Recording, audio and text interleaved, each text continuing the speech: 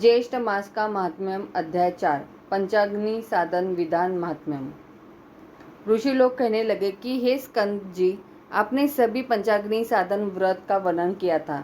अब आप कृपा करके यह कहिए कि किसी कार्य की इच्छा रखने वाले अपनी कामनाओं की सिद्धि के लिए इस व्रत को कब करें और इसकी विधि क्या है। जिस प्राचीन व्रत के प्रभाव से गिरिजा शैव पद को प्राप्त हुई और इसका पंचाग्नि साधन नाम कैसे हुआ, यह सब वार्ता आप हम लोगों से कहिए। स्कंद जी कहने लगे कि हे विप्रो, पूर्व समय में जब श्री शिवजी भगवान ने कामदेव को भस्म कर दिया, तब दिन वंदना पार्वती जी बहुत दिनों तक शोकाकुल रही। इसके पश्चात अपने पिता के घर में जाकर रहने लगी, परंतु कहीं भी सुख न मिला।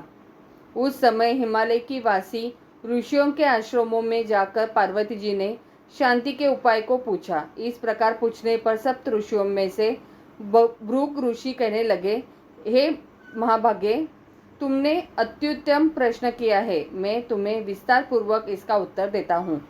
ज्येष्ठ मास की तृतीया के दिन प्रातः काल मनुष्य शुद्ध जल से स्नान करे और नित्य कर्म करके शुद्ध वस्त्र धारण कर अपने घर को आए और पुण्यवाह वाचन के पश्चात ब्राह्मणों का पूजन कर समिधाओं से प्रदीप्त 4 अग्नियों को करके यथाशक्ति उनका पूजन करें और उन अग्नियों के मध्य भाग में बैठकर सूर्य नारायण की तरफ ही अपनी दृष्टि को, जब तक सूर्य नारायण अस्त न हो उनकी तरफ ही अपनी दृष्टि को रखें और इंद्रियों को वश में रखकर स्थित रहे।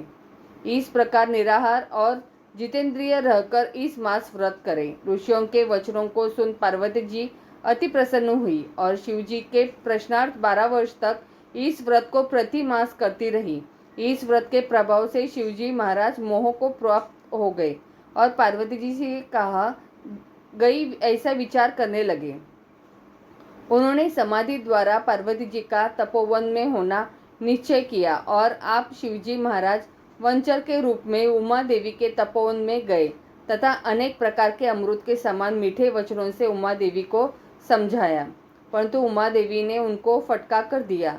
तब शिवजी ने अपने वचन रूप को त्याग कर अपने को शिव रूप में प्रकट किया और पार्वती जी ने जब शंकर भगवान को देखा तो लज्जा के मारे अपना सिर नीचे कर दिया। भगवान शिव ने बड़े आनंद के साथ पार्वती जी को अपनी गोद में करके आलिंगन किया। इस समाचार को सुनकर राजा हिमवान भी वहां पर आ गया और शिवजी से मिलकर विविध उपचारों से शिवजी महाराज का पूजन किया। तब श्री शिवजी ने महाराज हिमवान और तपोवन के वासियों की आज्ञा लेकर पार्वती जी को अपनी अर्धांगिनी बनाकर कैलाश पर्वत की ओर चले गए।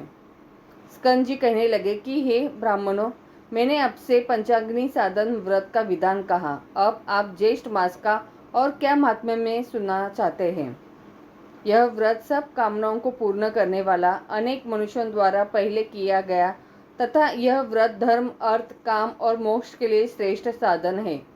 जो मनुष्य इस व्रत को भगवान जगदीश की तुष्टि और पुष्टि के लिए करते हैं, वे इस लोक में समस्त कामनाओं को पाकर अंत में ब्रह्म के लोक को प्राप्त होते हैं।